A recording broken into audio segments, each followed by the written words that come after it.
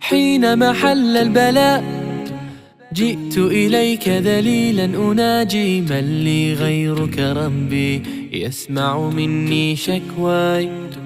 من يستجيب الدعاء إلا الذي قد دعانا إليه؟ من لي غيرك ربي معقود فيه رجايا؟